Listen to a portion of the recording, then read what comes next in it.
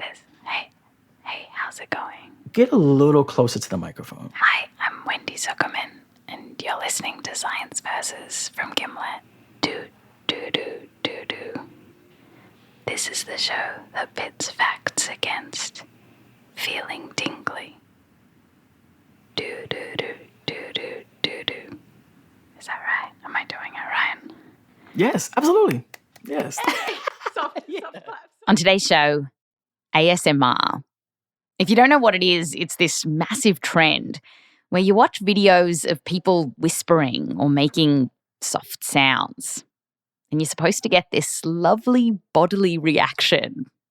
And the person coaching me here is Mike Bryant. He's a vocal instructor who makes ASMR videos and goes by Velvet Whisperer. His friend suggested the name. I had no idea what I should use. And so he's like, well, based off the tone of your voice, it kind of has a velvet quality to it. What did you think when your friend was like, you have a velvety tone to your voice? I take that as a compliment. The first time that Mike heard about this weird ASMR world was back in 2015. At the time, Mike was really stressed out about work and having a lot of trouble getting to sleep. So one day, a friend texted him a link to a video that he thought would help. When he said, watch this video tonight, I automatically just assumed, okay, maybe it's something like nature sounds or ocean sounds. Something that people typically do to relax. When I pulled up the video and a woman popped up on the screen and she was whispering. Good evening. This video is going to be dedicated to you. At first, I was like, what is this? This is not what I was expecting. But ironically, even in the moment of me kind of questioning, like, what is this? In like the first 10 minutes or so, I started to feel so relaxed. But then I had this other element of this tingles. The closest thing I can think of is like goosebumps, but it's not goosebumps though. It's something different. Like a high almost. Like literally feels like it's at the top of my head and then it just starts to kind of immerse throughout my body. Almost like raindrops that are just like coming down.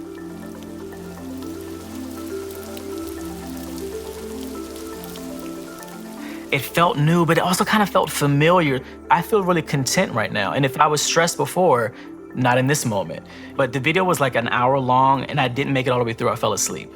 It was the best sleep I had in so long. And I woke up with my headphones kind of like twisted or whatever, like much later. So then I was hooked. Like I was watching ASMR every night. So. It kind of blew his mind. And this tingles thing was so amazing that he just had to get more of it. And when he looked through the comments of that video, he realized that lots of people were feeling this way, writing stuff like, ooh, wow, so many ASMR tingles, amazing. And here's another one. I can't express how much you help me relax, infinite tingles. Some people go even further, saying that these videos help them when they're feeling sad or anxious. A few months later, Mike decided to start making these ASMR videos himself. He'd found this thing with this magical effect and he wanted to pay it forward. He likes doing role play in his videos. Like he'll pretend to be a dermatologist and will sit down in front of the camera and talk to you. So glad that you could make it here today. How was your commute over? Was it all right? And so Mike became part of this big trend. Fast forward to today, and ASMR is huge. YouTube told us that last year, ASMR-related videos were viewed more than 65 billion times. It's one of the most searched terms on YouTube, which is now crawling with ASMR artists, whispering, Relax.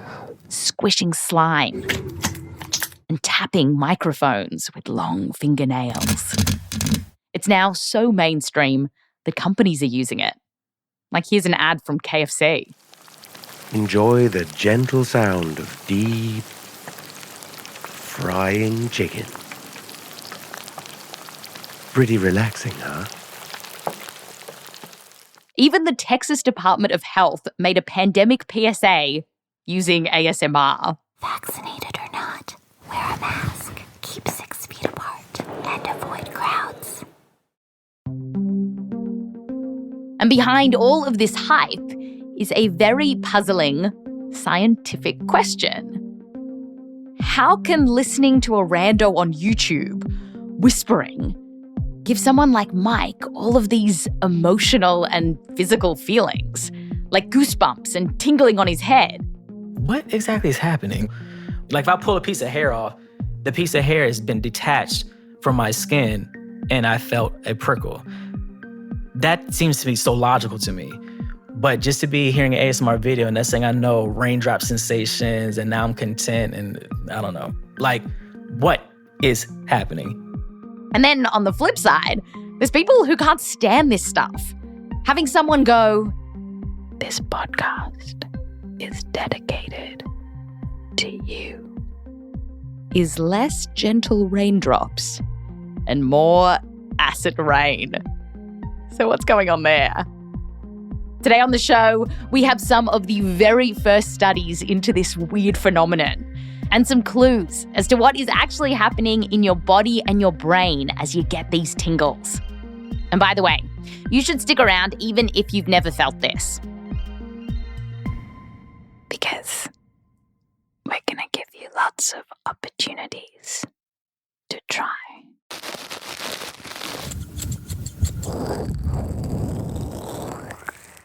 When it comes to ASMR, there's a lot of what is happening? But then there's science. Science versus ASMR is coming up just after the break.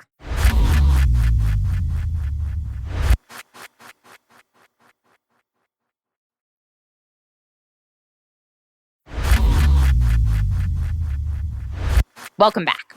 Today, we're diving into this thing called ASMR. And the first thing you need to know about this phenomenon is that the name, ASMR, is meaningless.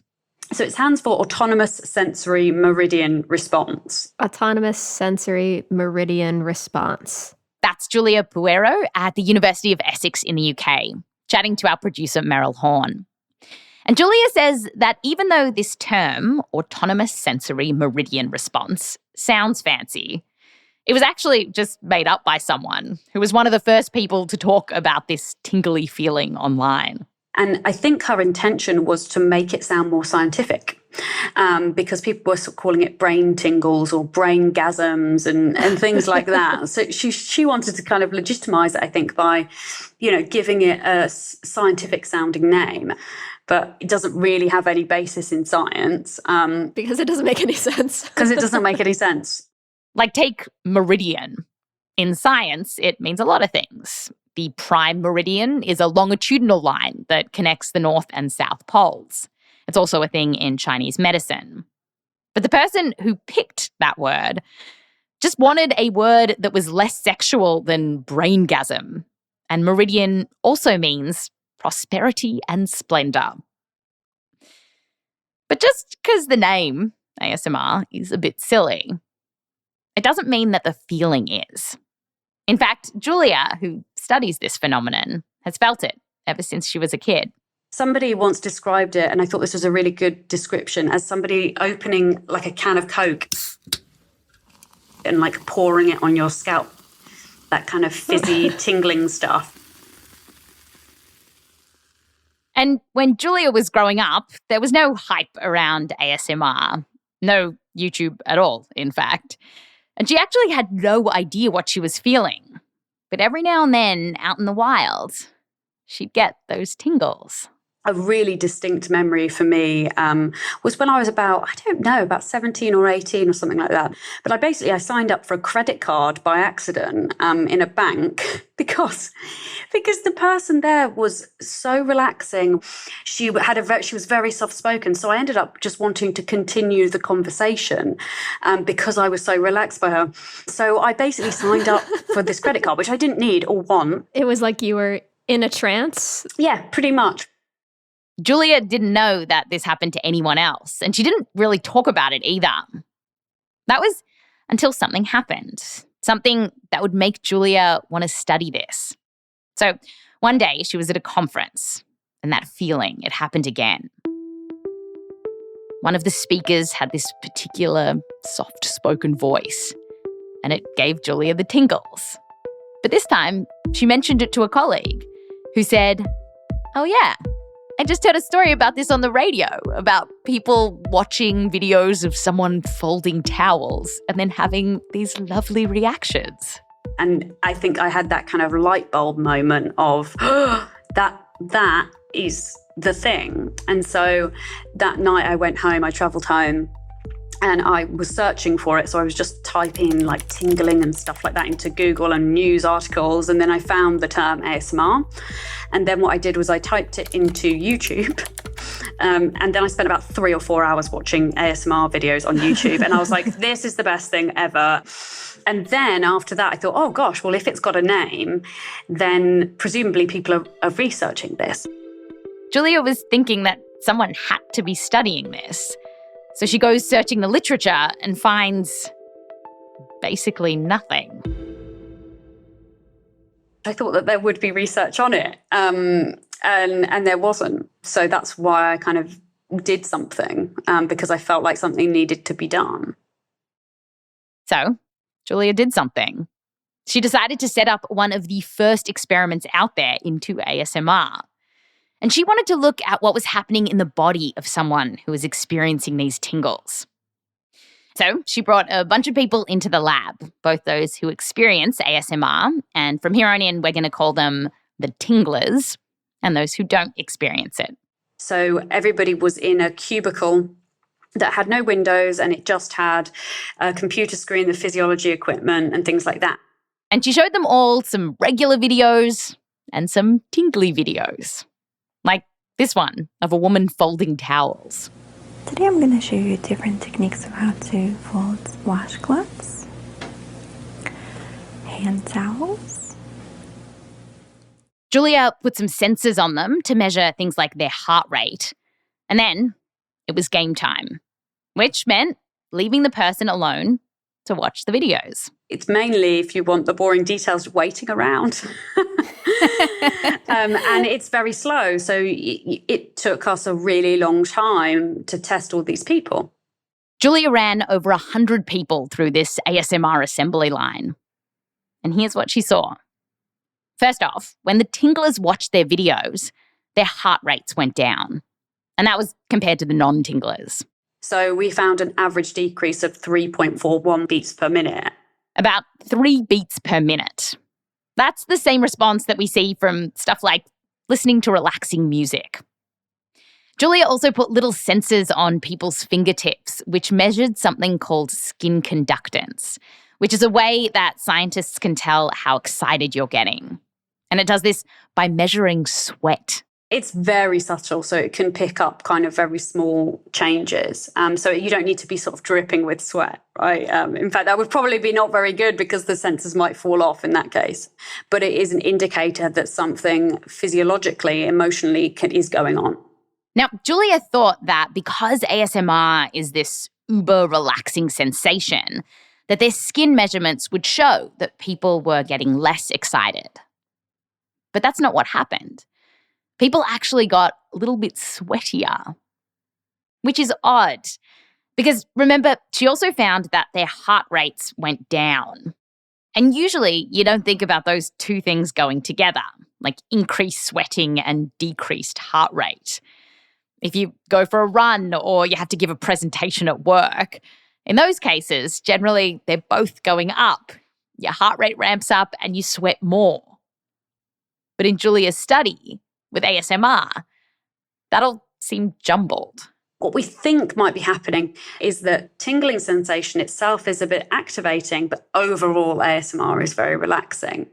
Now, this is just one study and Giulia is testing this more. But if she's right, ASMR isn't just about feeling purely relaxed or euphoric. It's this complicated dance between different emotions that's changing over time. In 2018, Giulia published the first study looking at what's happening in the bodies of tinglers.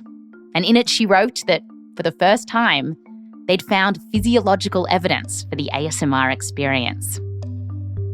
Soon after, another paper came out showing that tinglers' pupils dilate while they're getting this ASMR response. And that also seems to happen when you get the chills from listening to really great music.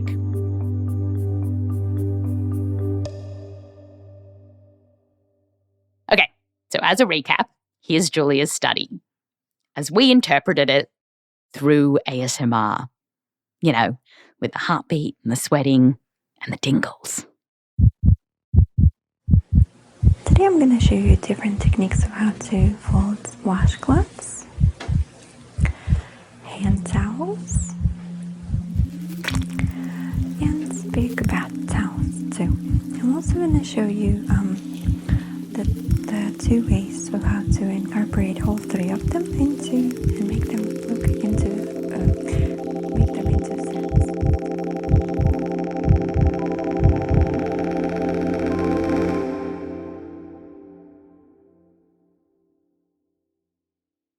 And while Giulia was measuring sweat and heartbeats, other pioneering ASMR researchers were focusing on a different organ altogether, the brain. And now we have our first ever picture of what is happening inside our head as we get the tingles. And it's... oh, pure magic. Just pure magic. that is coming up just after the break.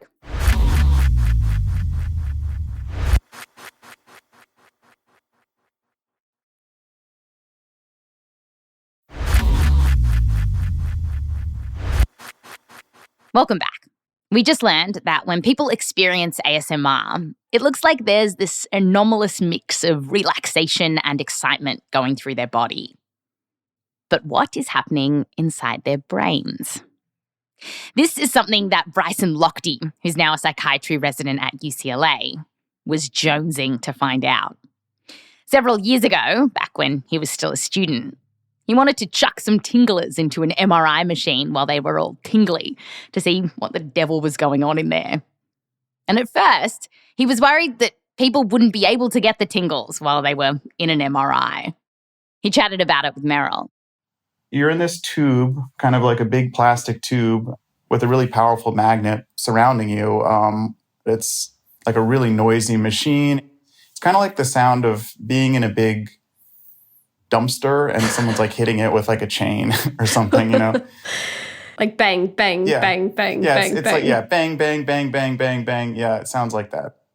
Bryson just had to hope that this ASMR feeling was stronger than all that banging going on.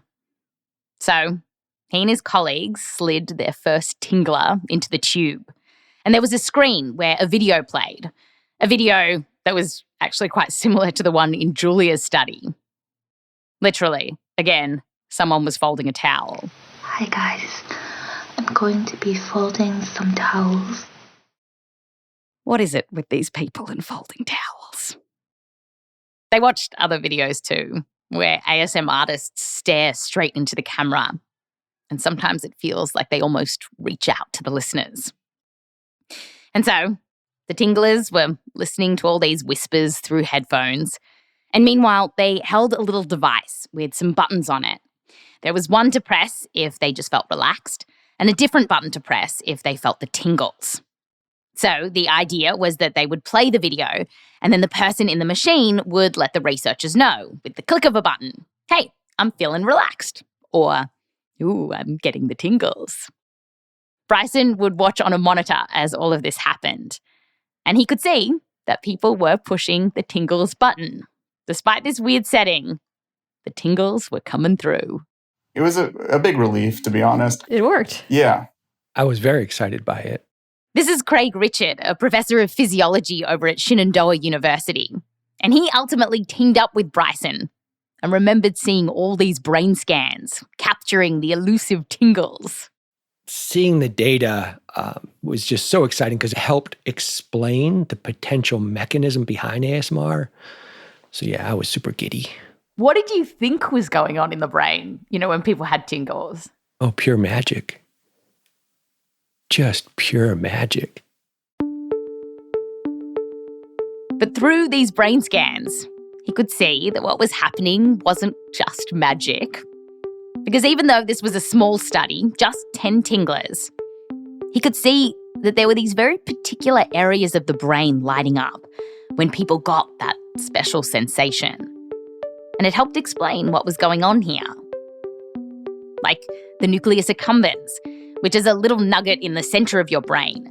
And it's kind of like the happiness detector. It gets activated when you're riding your bike and you're enjoying it. You're eating your favorite food. Someone gives you $5. And these are all lovely little moments. Boom, boom, boom, boom, boom. It's likely that your nucleus accumbens is going to light up during moments just like those. Another thing that caught Craig's eye was how ASMR seemed to activate a big slice of brain that's shaped like a rainbow. It's called the somatosensory cortex. And generally speaking, it lights up when someone touches you. Like if someone strokes your cheek, there's a little chunk of your somatosensory cortex that's dedicated to cheek touching. And when watching these videos, that part of the brain lit up, as well as some other areas, like the forehead part of your somatosensory cortex. And this was actually a bit weird because no one was touching the tingler's cheeks or their forehead or any part of them at all. They're just watching a video.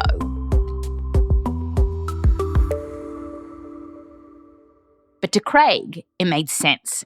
Because in a lot of the videos, the artists in the videos were pretending to touch the viewer. It's simply that if hands are coming at you, whether it's on a video screen or it's in real life, your brain responds as if you're getting touched. People perceived fake touch as somewhat slightly as real touch. So the brain is somewhat easy to trick. For those of us who don't experience this ASMR thing, Craig says, think about it like when you watch a scary movie. You might jump out of your seat. Like there's no threat to you when you're watching a horror movie, but you feel scared and you might cover your eyes and you might jump out of your seat. Another study came out last year using EEGs to look at people experiencing ASMR. And it also showed activation in that same area of the brain. So Craig says, feeling like we're being touched, that might be part of the tingly feeling. But there was another clue in the data to help explain what was going on. These ASM artists, they're looking at you gently, they're moving slowly, they're speaking in a caring way, and they're looking at you in a caring way. And that all triggers your brain to respond like, oh, this is a caring person. I think I'll be relaxed. And you might even feel so relaxed that you fall asleep. Zooming out a little, Craig thinks that this ASMR feeling is tapping into a super important brain response that has nothing to do with towels and tapping. It kicks in when you're around someone you love and someone who cares for you. Researchers call it affiliative behavior, and it's associated with certain brain areas lighting up. Like these particular parts of the brain seem to go berserk when you put parents in a brain scanner and show them pictures of their little squirts. And yeah, Craig saw those areas of the brain lighting up as people were getting the tingles. 2 surveys of tinglers have found that personal attention is one of the most common triggers to getting tingles. And Craig says that doesn't always mean that someone is staring at the camera and folding towels for you. So there are a lot of ASMR videos that you don't see the person's face. All you're seeing them do is you just see their hands doing something. They might be solving a Rubik's Cube. They might be raking a little Zen garden very carefully. And so that doesn't appear like it's this positive personal interaction, except for your brain knows those hands are attached to a person. And whoever this person is taking time out from their day to show you something that is important to them. So it makes sense for our brains to feel like, wow, this person really cares for me. Or they're just making money off you. But no matter, that's probably not what you're thinking about in the moment while you're watching these videos. Craig reckons there's just something about watching someone very carefully make fun sounds just for you that hijacks this affiliative brain network. But it's not like this explains everything here. Because I don't know about you, but I don't feel all tingly in real life when someone's taking care of me.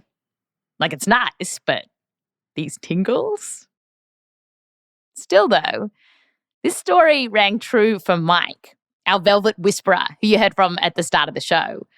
Mike had that big question about tingles, wondering what's happening there and why do we get them. And so we told him about this idea that it could be our brains getting a bit tricked and we see these videos and feel like someone is touching us and taking care of us. And as we told him all this, he had a bit of a ratatouille moment. That did just kind of unlock a memory. I remember when I was like 8 or 9, it was during the summertime when I wasn't in school. So my mom would have my grandmother watch me while she went off to work. And so when she would drive up, park the car, and I was asleep, she would wrap me in a blanket. Was I 8 years old? Maybe I was younger, I'm not sure. But anyway, she would wrap me in a blanket, pick me up, and carry me into my grandmother's house. And I remember feeling so, comforted. There was something about this euphoric or pleasant sensation of her doing that. And so once I caught on to it, I would fake sleep every time to make sure that she did it. When she was carrying me, hearing her feet hit the cement, because those are sounds that are around me. The tapping. Right, exactly. The tapping, exactly. Yeah. Wow. So that was your first ASMR experience, maybe. Yeah, that has to be it. So, okay, wow, okay, yeah. So mystery solved for me in a sense. Yeah, I love that.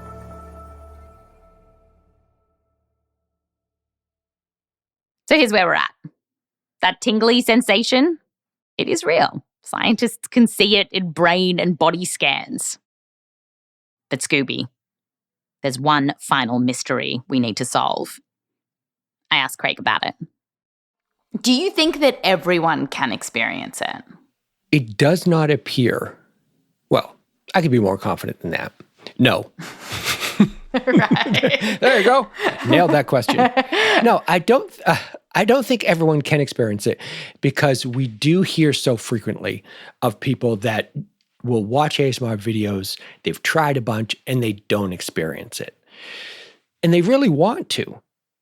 Surveys have tried to get at how many people feel this. The largest we could find wasn't an academic study, but it was done by a French online streaming service.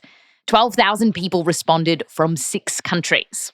And about a quarter said that they felt something like goosebumps or tingles. Another quarter felt calm and relaxed. Another quarter felt nothing. And then there was something we haven't talked about yet. There were those that hated it.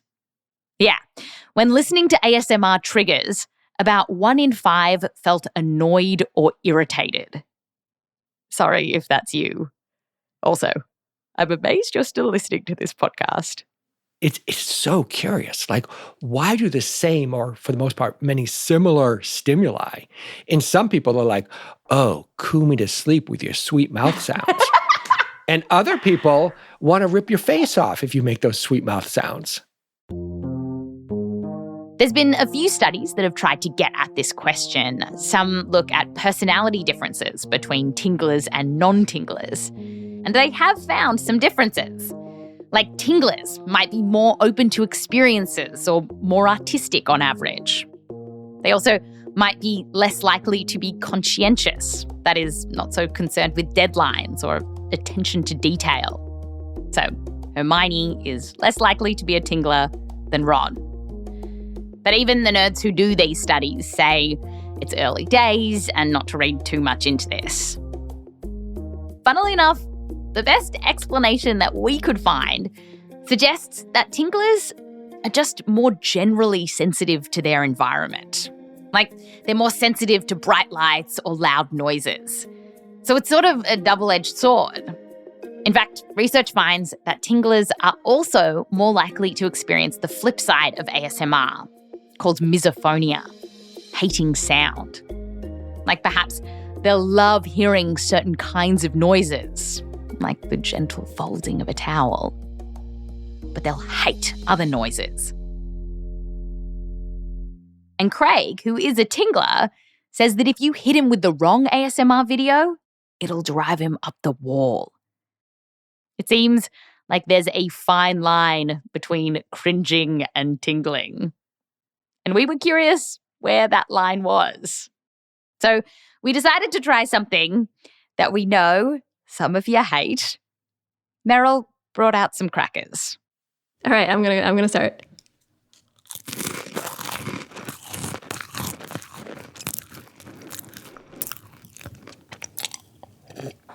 Ew, I didn't like that one. Oh, yeah. Follow it up with a slurp and a gulp.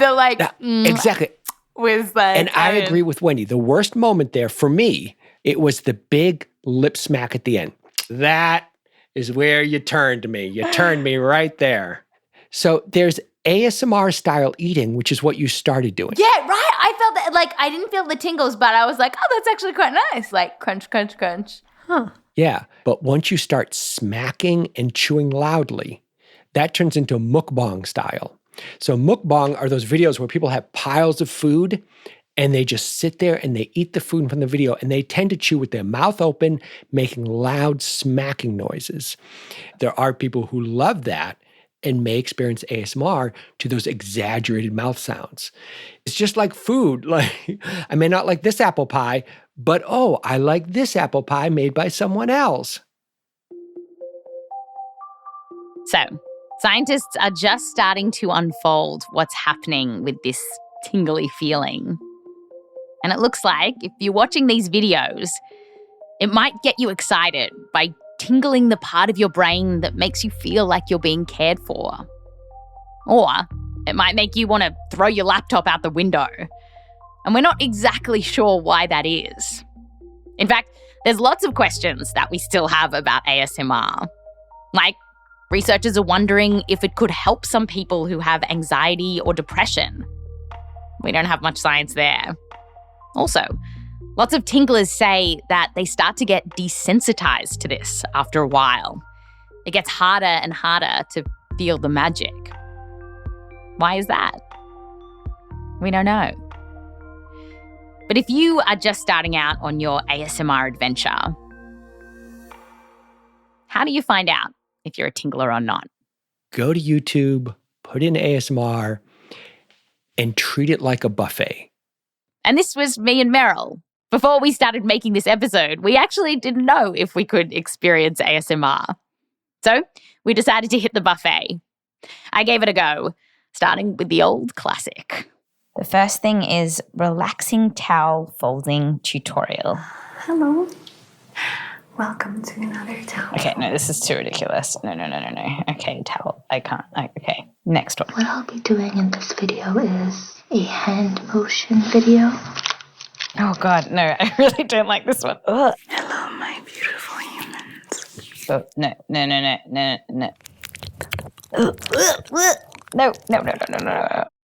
But Meryl hit the jackpot. I think I just experienced ASMR for the first time.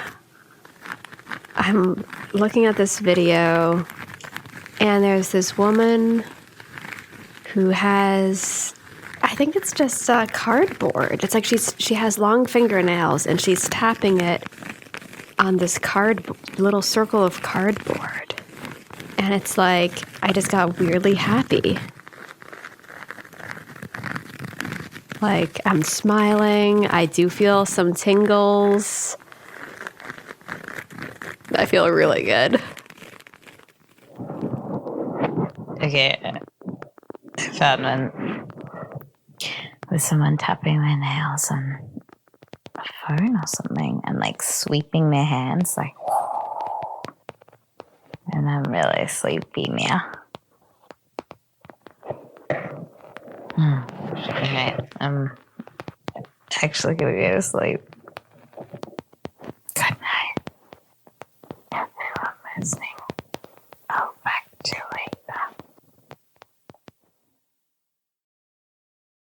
That's Science Versus.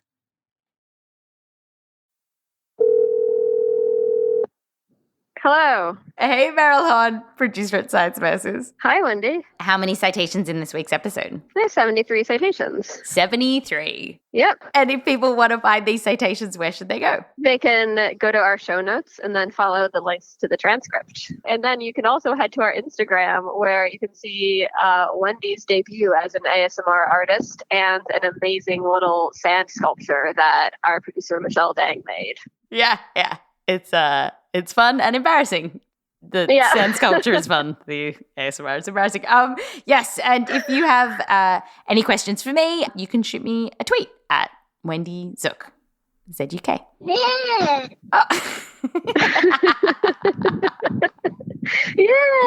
Yeah. Can you say bye-bye? Bye-bye. Bye-bye. Bye. Bye.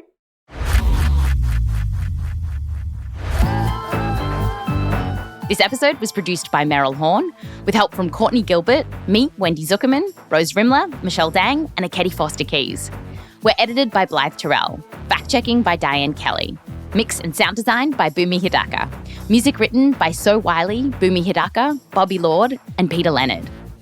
Thanks to all the researchers we got in touch with for this episode, including Dr. Damiaan Denys, Dr. Phil Gander, and Matt Frank. A special thanks to Nolwazi Nene, the Zukerman family, and Joseph Lavelle Wilson. I'm Wendy Zukerman. Fact you. All right, I'm going to stop doing that. Fact you next time.